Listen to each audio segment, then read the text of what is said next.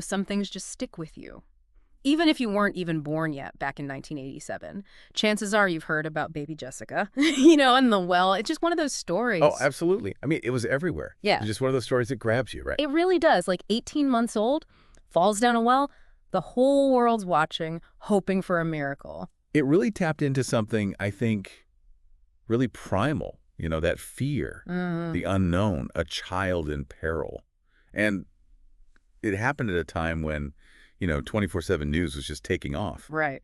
So this story was just beamed into homes constantly. Constantly. And that's what's so interesting about all the stuff you sent over. I mean, we've got the bare facts of the rescue itself. Right. We've got articles about how the media was covering it at the time. And we even have interviews with the people who were involved, like years later. Yeah. It's like we can actually trace the ripples outward from this one event. That's what's so fascinating about this deep dive, I think. We're not just rehashing the headlines. Yeah. We're looking at the human stories. Exactly. The technology. Yeah. The way this tiny little town incident became, a phenomenon. Global, yeah. All right, so let's set the scene right. Okay. Midland, Texas, October 14th, 1987. Little Jessica's playing in her aunt's backyard, and all of a sudden, poof, gone. Just vanishes. Yeah. And it's really important to understand the terror of what happened next. Yeah. This wasn't, just a little scrape or a lost child. Right. It was 8 inches wide. Oh, wow. Think about that. Tiny. Barely wider than a dinner plate and 22 feet deep. Ugh, the claustrophobia is just instant. Oh, yeah. You immediately grasp why this captivated everyone. Yeah. Of course, the first responders, they're laser focused on the crisis. Right. Firefighters, police, everyone's there on the scene within minutes.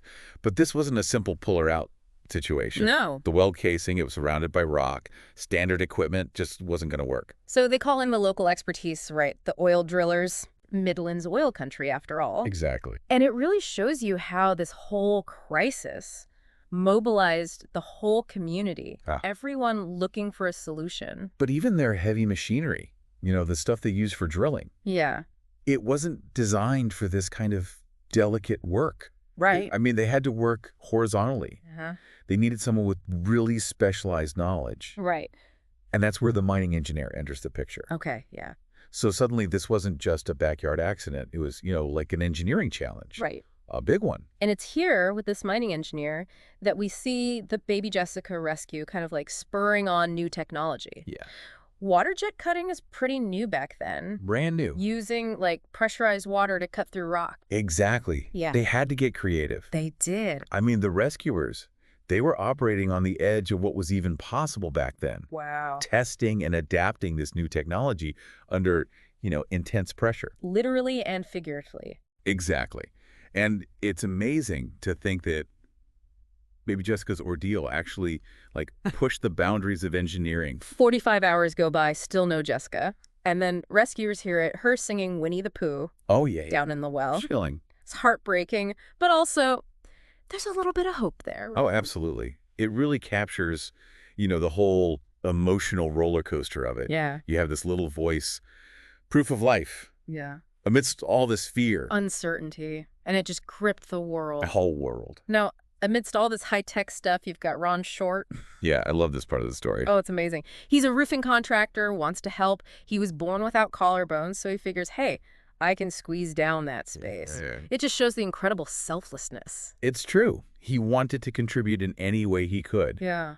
But in the end, it came down to EMT Robert O'Donnell. Right. He had the training. Yeah. He was small enough. Uh-huh. And he had the courage to make that descent. It was dangerous. Oh, incredibly dangerous. They found Jessica wedged in there, her leg above her head. Oh, no. O'Donnell had to carefully maneuver her free, hand her off to another EMT in the shaft, and every movement was risky. Oh, I bet. It really shows O'Donnell's skill and his composure, but also, the planning and the coordination. The whole team. Every decision mattered. And all this was happening while the media watched. Oh, yeah, because by now it was way beyond local news. Oh, yeah. CNN was broadcasting updates 2:47. Which was, pretty new back then. It was. And it brought this whole drama into everyone's living rooms. Think about that. Before everyone had cable, this small town story was suddenly being watched everywhere. Internationally, even? Even the little local station KMID TV, they were getting calls from all over the world. It really shows how Jessica's story, it just broke through. Absolutely. Transcended borders. This wasn't just news. It was a shared A experience. human experience. Exactly. I mean, even President Reagan called America Jessica's godparents. It shows how this event, it tapped into this empathy, this collective hope. We can't forget that iconic photo, of course, of Jessica's rescue. The Pulitzer Prize-winning photo. Oh, powerful. Yeah. So powerful. It captures that raw emotion, the relief, the joy. It became a symbol, didn't it, of hope. Not just for Jessica surviving, Yeah, but for good, triumphing over adversity. such a powerful image. But before we move on to what happened after, we have to talk about that very 80s turn this whole thing took. Jessica and her parents on Regis and Kathie Lee. Of course, the peak of daytime talk shows. Totally. It's fascinating to see how this family was just, suddenly celebrities. Flown into the spotlight. Exactly. And speaking of the media landscape, there was even a whole ABC movie about it in '89. I'd forgotten about that. Everybody's Baby, The Rescue of Jessica McClure, starring Beau Bridges, Patty Duke. Wow. And get this, some of the rescuers themselves were extras in the movie. Oh, wow. It's like this blend of reality and dramatization. It shows just how much this event resonated with people. It really does. And it wasn't just a fleeting thing either. In 2007, USA Today included Jessica in their 25 Lives of Indelible Impact. Proving that this story, it stuck with us. Decades later. But as compelling as the rescue is and the media frenzy, there's this other side to the story, the long-term effects. Yes, on Jessica, her family, even the rescuers. That's where things get really intriguing. Yeah. We move from the spectacle to the reality. And that's a conversation for part 2 of our deep dive. So we talked about the rescue, the media, all of that, but the story keeps going. Right. It does, yeah. For a lot of those folks involved, it was just the beginning, like a whole new chapter starting. Yeah, and I think it's easy to get caught up in the happy ending, but the reality is Jessica was a baby when this happened. Right. Serious injuries, long-term effects, trauma doesn't just go away. It really doesn't. The first thing, right, after they got her out was her foot. I mean, they thought they might have to amputate. Yeah, because of the restricted blood flow, while she was down there. Scary to think about. Especially with a kid that young. Luckily, they were able to save her foot using hyperbaric therapy. It was pretty new treatment back then. I don't think I've even heard of that. It helps with healing, like tissue regeneration and stuff. Oh, okay. It's actually interesting how these high-profile events often lead to medical advancements. That makes sense. So, Right. okay, they saved her foot, which is amazing, but she did lose a toe, right? She did, yeah, due to gangrene. And she still has a scar on her forehead. But still, no amputation is incredible. But what about, the psychological impact? Being trapped like that. Right, you'd think it would be terrifying. But here's the thing. Jessica has no memory of any of it. Really? She was 18 months old. At that age, our brains don't really form lasting memories. Infantile amnesia. Wow. I mean, that's almost harder to understand than the rescue itself. This thing that defined her, she doesn't even remember it. It's wild, isn't it? Yeah. And it makes you think about memory, trauma, how we see ourselves. What's it like to be known for something you don't remember? That's deep. And what about her parents? I mean, suddenly, boom, all this media attention, doctors, people just everywhere. It's going to be overwhelming, right? Even when it's positive attention. And sadly, her parents divorced in 1990. Oh, wow. It's impossible to say if the, incident was the cause, but... It probably didn't help. The strain on any relationship after something like that, I can't even imagine. Exactly. And then you've got Robert O'Donnell, the EMT, who pulled Jessica out. Right.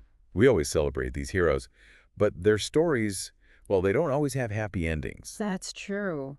What happened? He had PTSD after the rescue.